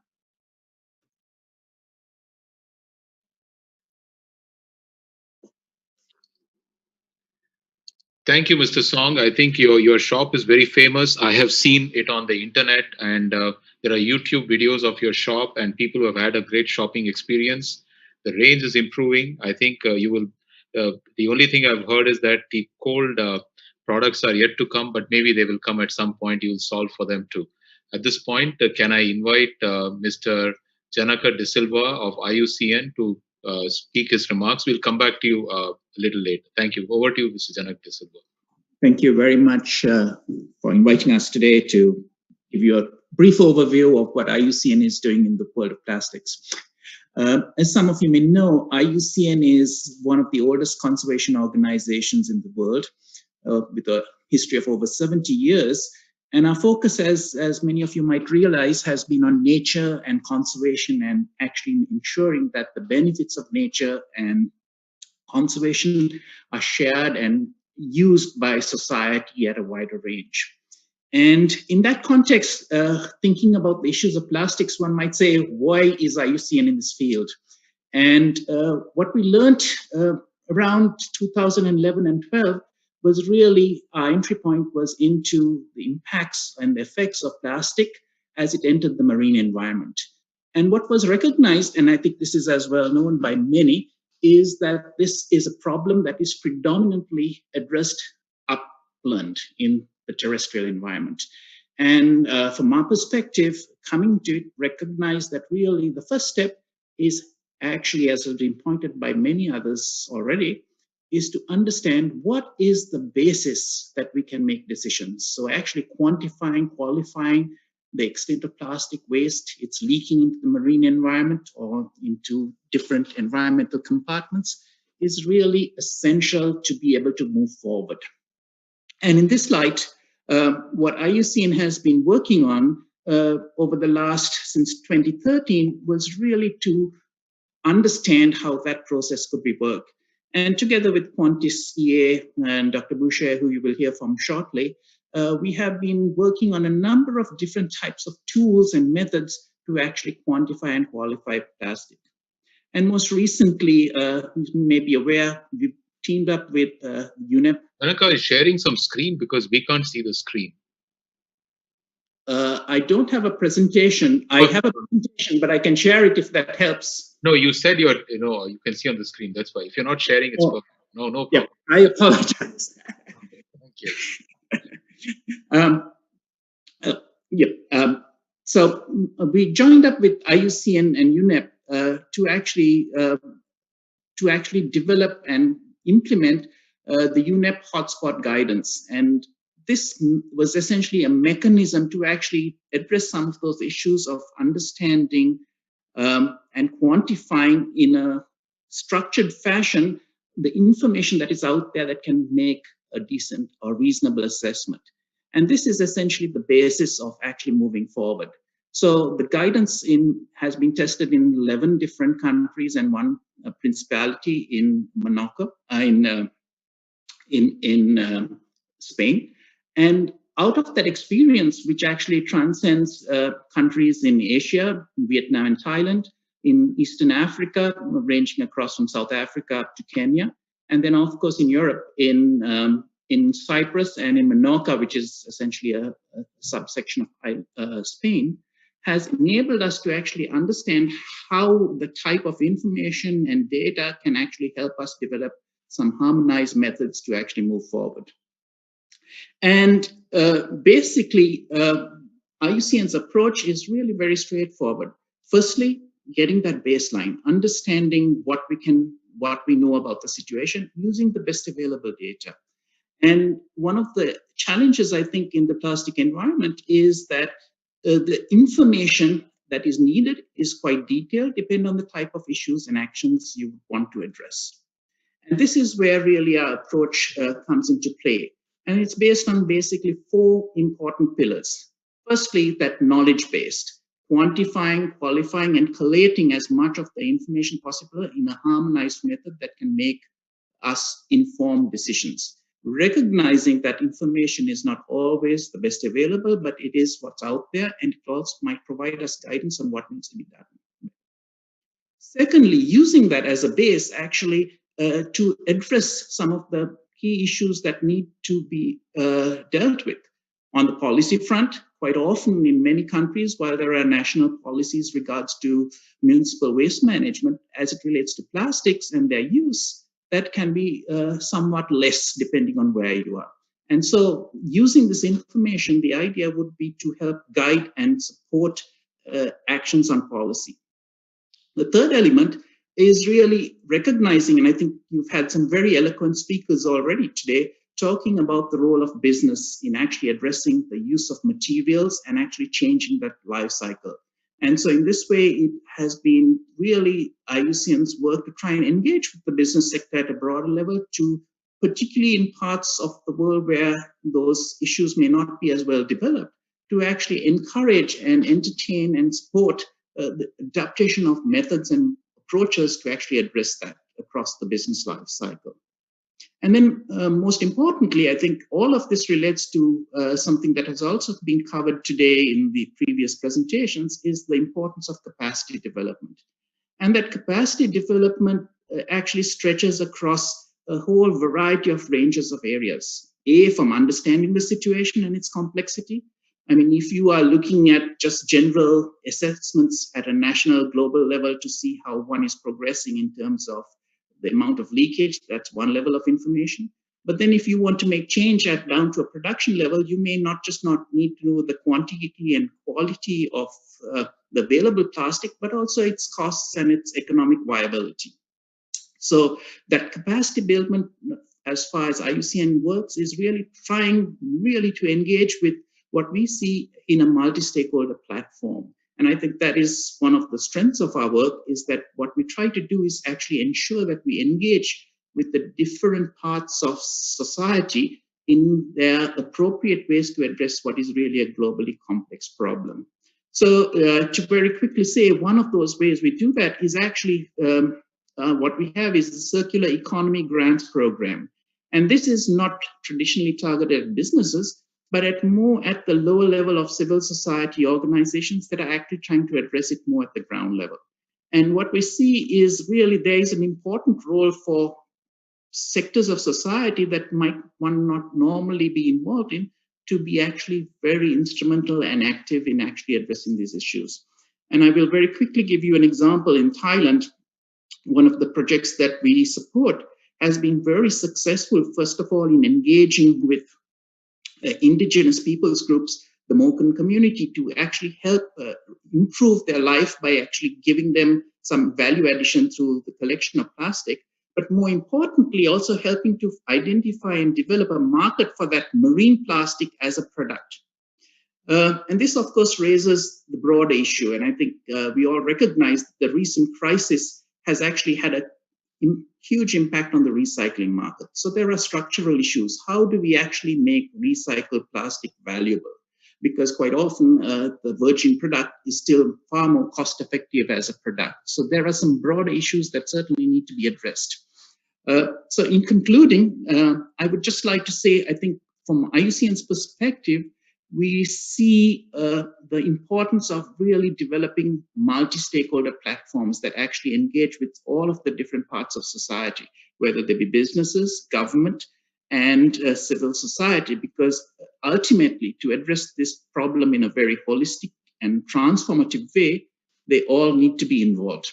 And with that, I will conclude and happy to answer questions during your question and answer session. Thank you. Thank you, Janak. I think we are running very short of time. So what I've decided is not to ask questions, even though there are a lot of them. This is for all the speakers. I'm going to come at the end of two more speakers who are going to give their remarks for each one of you to give just one key action, what you want the audience to take away. So you can start thinking about it. So I'm leaving you enough time to think about one key action which each one of us can take home. That may be for policymaker, that may be for industry. You can give it to anyone. But I think that is something which we would all want so that participants can note that down. And your point also, Janaka, is very similar to what Marian Olson also highlighted, that data and knowledge base, I think that harmonizing that is very critical in this process. But you've also covered many, many facets of every other speakers, including capacity building, policies, and also the issue of, the role of technology in terms of upcycling rather than downcycling. I think you covered the entire ground. Thank you so much for that brief presentation. May I now invite Mr. Peter Skelton of RAP to give his remarks, please, and we will go back to Julian Boucher at the end. Yeah, over to you, Peter.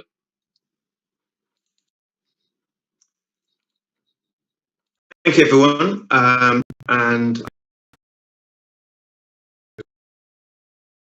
with time, can you see my slide? Okay. Yeah, absolutely. Yeah. So just it's been great actually some questions from Dr. Anurag about the Plastics Pact. So I'm really here just to talk about the UK perspective of the Plastics Pact and what it is, and maybe some of the links with the topic of today, which is collaboration. So very briefly, RAP is a UK-based international NGO. We work in this space between government, citizens, business, municipalities, and we work on circular fashion, plastics, packaging, and food waste is our main programs. We have observed this challenge that we all have around the world of really a broken plastic system. Most of our plastic is not in a circular system, it's in a linear system, still is. And anywhere around the world, we still face these same challenges of really packaging design without an intended view of its end of life, insufficient infrastructure, particularly in the UK, consumers and businesses not understanding or not clear what role they can play in the circular economy, and crucially, a lack of demand for recycled material, which creates the demand and the value. So, we observed this and we thought, well, actually, what can we do? So we developed this thing called the Plastics Pact, and we launched it in April 2018. And really at its heart, and it's similar to some other programs that RAP runs, it's a collaborative platform.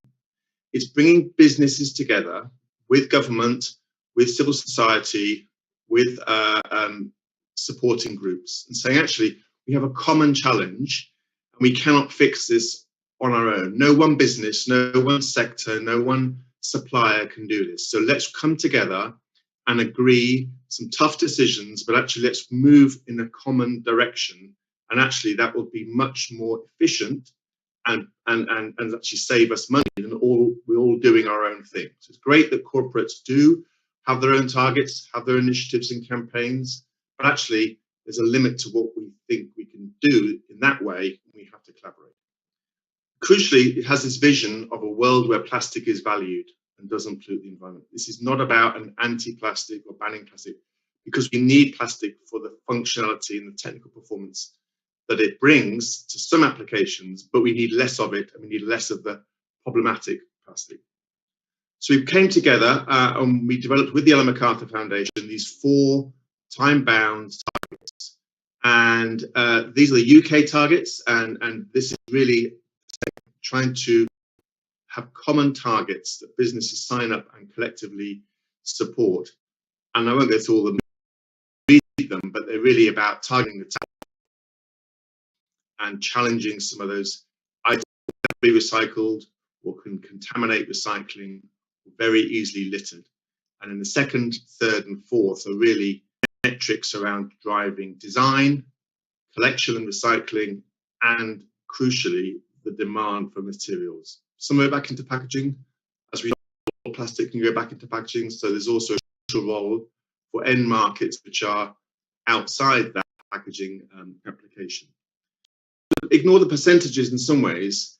It's actually about how do we drive the direction of travel. So different packs around the world, we now have 9 launched, different targets, different timescales, some of them, but they're all going in the same direction, which I think is really crucial message, that this is about collaboration within the country, but also increasingly globally. So we have over 90 businesses from all around the value chain, and it was great. Thank you, Dr. Anurag, with your mention of Tata Beverages, who are a member, very early member. I remember signing them up myself in 2018 at UK Plastics Pact. We have retailers, we have brands, we have hospitality service, we have plastic converters, we have the waste and recycling sector. And this is what we think is really important and was mentioned by Mr. De Silva. It's about collaboration, coming together around time-bound targets and collectively working towards that same direction. So very briefly, there's lots of material on our website, but really what we have seen in 2.5 years is probably more progress than we've had in the previous 10 or even 15 years in the UK. And yes, it's to do with pressure from the media and NGOs. And yes, it's to do with China closing its frontiers for waste plastics, quite rightly. But actually, we think the Plastics Pact, having these time-bound targets, which major businesses have committed to, actually sends a really strong signal, partly to the resin producers and the packaging producers, but crucially to the waste and recycling sector and the investors. Because as we know, the plastic sector is huge, it's global, it needs to know where to go in terms of its investment decisions. Actually having collaboration and alignment actually is very, very helpful. So very briefly, we've seen a big shift. We just had a report published last week in the number of items that are just not handed out. They're just eliminated from the UK system now. We've got designing for recycling now mainstream in major retailers and brands. We have a number of reuse and refill projects and actually businesses now set up, which is really encouraging. We need more of that. And we've seen an all-time high demand for recycled material, despite COVID, despite the falling virgin oil prices. Because businesses to these targets, we feel that's meant that the demand has stayed there. They know that actually, we won't always be in the same low virgin situation, which is being really encouraging. And what's almost the most exciting impact has been private investment coming into the UK, building state-of-the-art sorting, recycling facilities. We know automated facilities are not appropriate for many parts of the world, but it's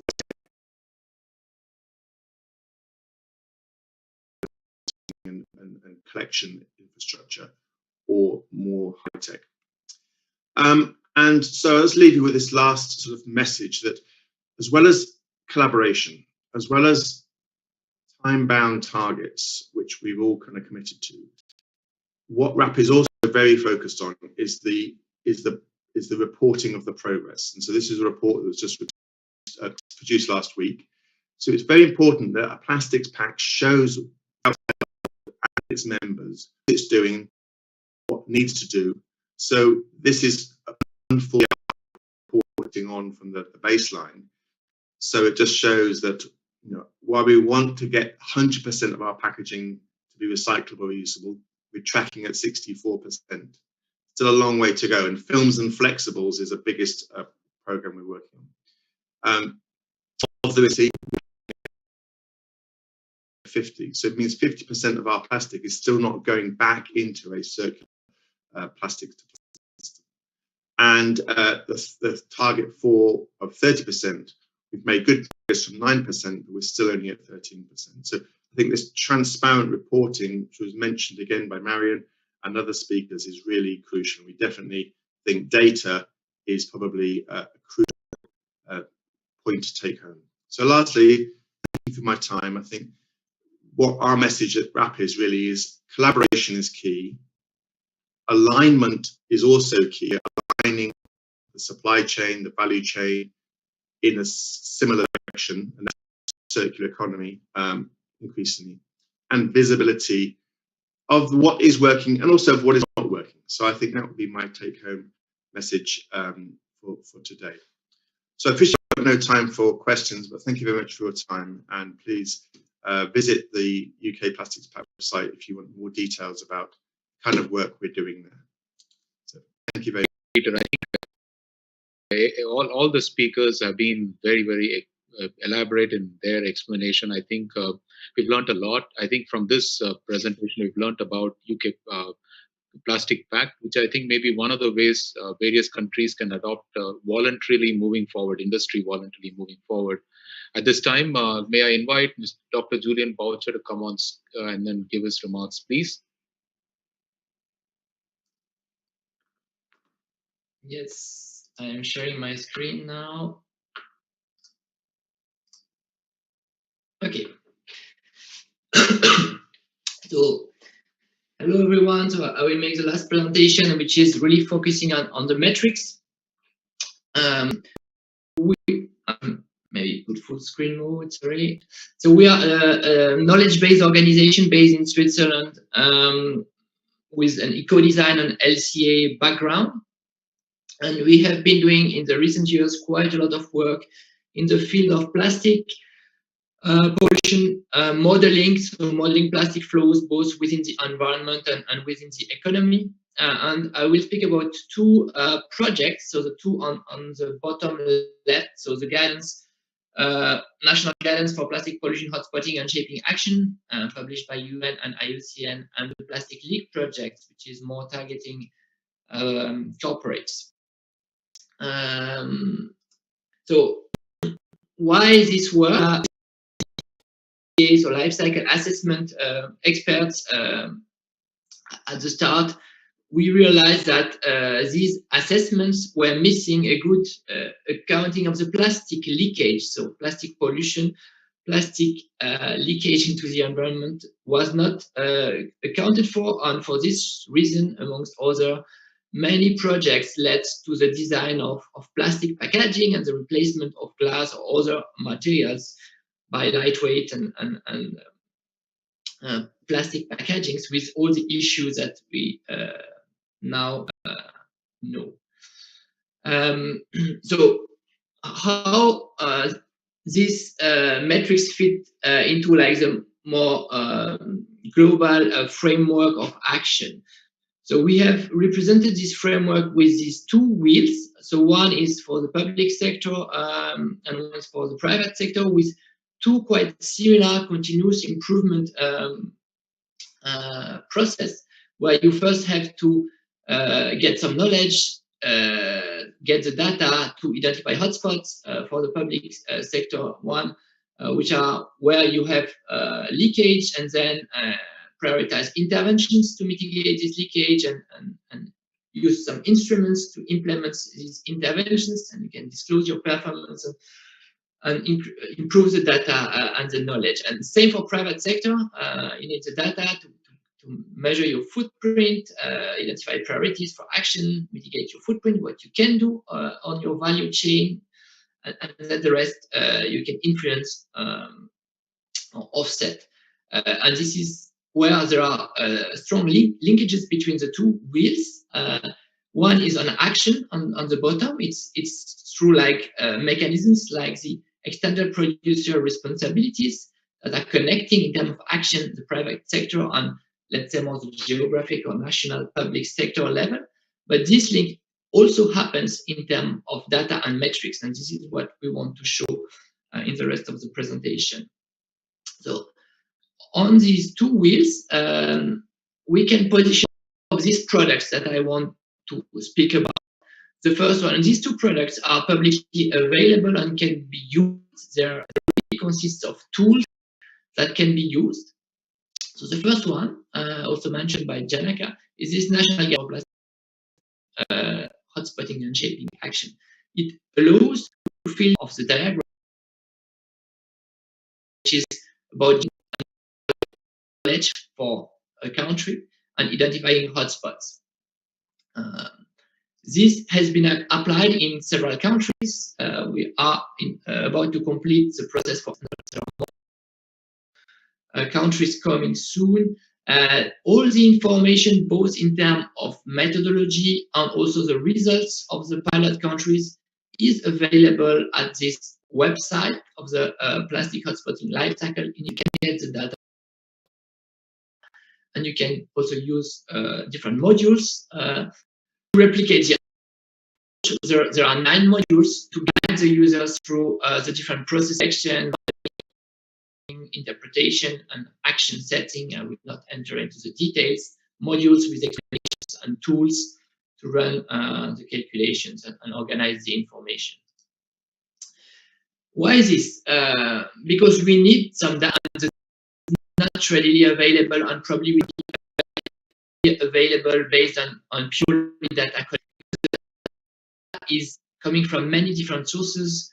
We need some data at polymer level, at industry sector level, at application level, also some regionalized information.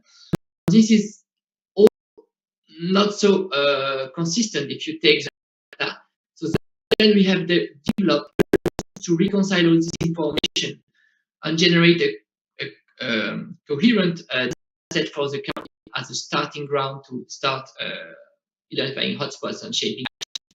So just to be very hands-on, this looks like the end, this type of table where, for example, in the case of polymer, very granular information for each of the polymers for your country in terms of how much is collected, how much is recycled, how much is leaked, from imported, from domestic plastics, etc., etc. This is very useful information, and I guess very difficult to get in order to start to shape action and set priorities, and it's very much dependent on these show different figures, and of course different polymers show different figures. Second aspect of the wheel is the right side, the private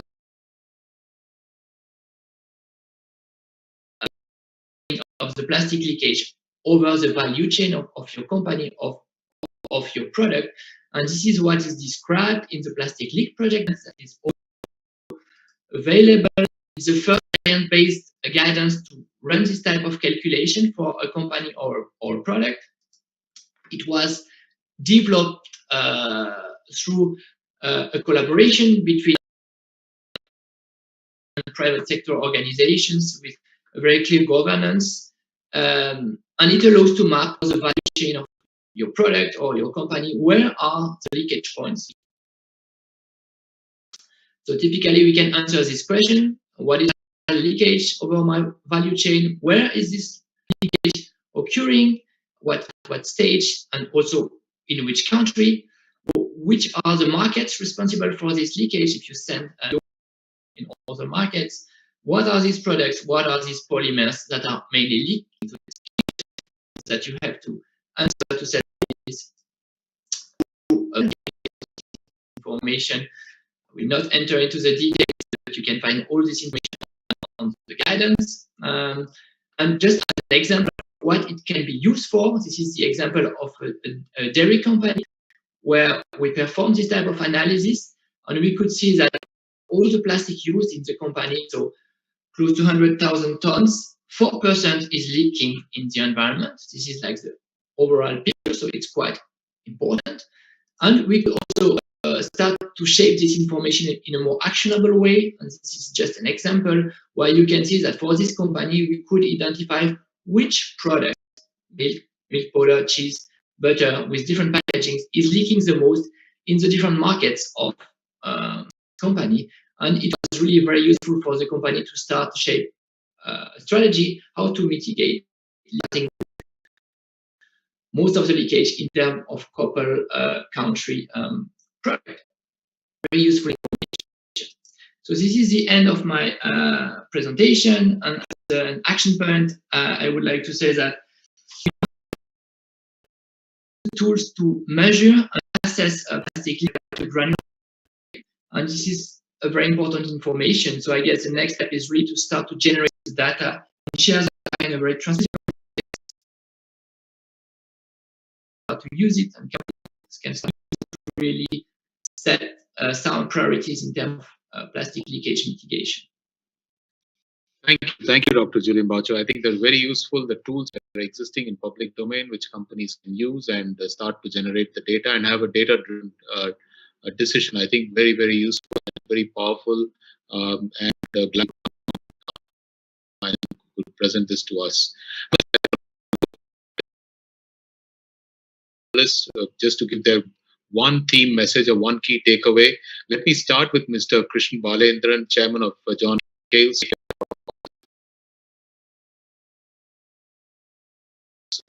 You, Chairman Balendra. First, we start with you. Thank you for staying so long. I know you had to rush. Thank you. Thank you, Mukundan. I think we need to all, more than the business perspective, as individuals, we need to all play our part in reducing plastic usage.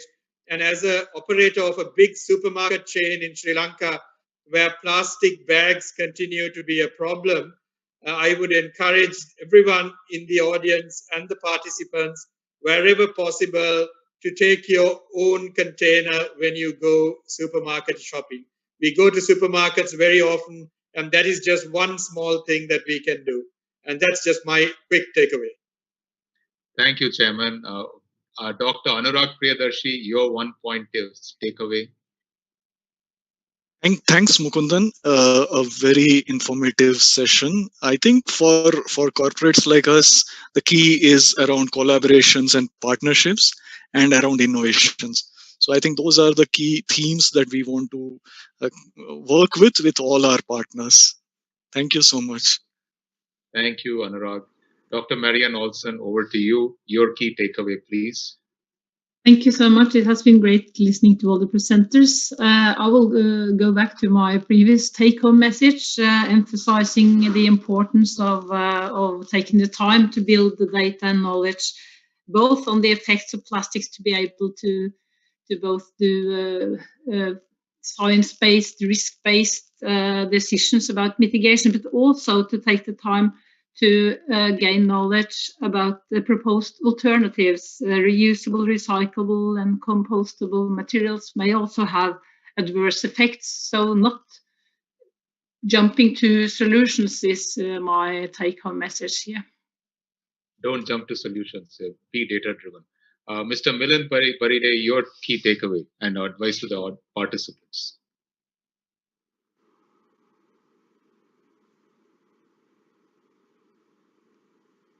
We can't hear you. You're muted. Okay. The key takeaway here is that we have to be a data-driven decision-making affair from an economical perspective, which helps the consumer, which helps the producer, and which helps the usage of the material until some material can come to replace it. Thank you. Thank you. And Mr. Song from Korea. 네, 오늘 다양한 분들이 참 다양한 나라에서 그 정말 건강한 시도들을 해나가시는 사례를 들으면서 정말 좋은 정보를 얻기도 했지만 무엇보다도 동일한 문제에 대해서 다양한 사람들이 함께 노력하고 있다는 부분들에서 굉장히 큰 감동을 많이 받았습니다. 앞으로도 여러분들이 해나가시는 부분들 응원하고 저도 많이 배우도록 하겠습니다. 감사합니다. Thank you. I would request Nandini if the translation can be put out on the chat box for everybody. In the meantime, Mr. Janak De Silva, your views. Janaka, we can't hear you. Oh, I'm sorry. I didn't realize you were asking me. I think the two takeaway messages, if we want good data, then we also have to have transparent open access systems for collating and capturing that information that has access to everybody. And that is going to be an important foundation for all of this work. And the second thing, I think really we also need more information. We're making good progress, is really looking at the economic elements and the costs and the benefits of it, so that particularly from a policy perspective, we can make informed decisions not only on the information, but what it will take to address it, because that is going to be an important part to actually get action moving forward, particularly at a policy level. Thank you. Thank you. And Dr. Julian Boucher. Hello. So a lot has been said. I just want to add that I guess leakage happens when you have a mismatch between too much plastic on a market and lack of infrastructure to tackle this plastic. And it's very different from plastics to plastics and from countries to countries. So we need the data, we need the knowledge to understand where is this mismatch and set priorities. Thank you. Finally, to Peter to wrap this up. Yeah, I think as well as data and knowledge, I think it's then saying what do we do with that, and actually having really bold targets. And we don't know all the solutions, but actually we need to be having targets. Actually, we know from a corporate point of view does galvanize a lot of action, a lot of innovation, a lot of investment. So I think the data and targets would be my 2 points. Thank you all. This has been a fantastic panel, and we've learned so much. And I think the key themes being take responsibility, collaborate, be data-driven, and work through the policy in a way that it makes a tangible difference and use technology at the end of the day. Thank you all, and work with the consumers and to create awareness. Thank you all, and back to you, Nandini. I think the session, I would call the session to close, please. Thank you very much, Mr. Mukundan, for cementing all this together. Thank you so much, speakers. Thank you. Thank you. Bye-bye. Bye. Bye. Thank you. Bye-bye. Thank you very much. Goodbye. Thank you. Bye-bye.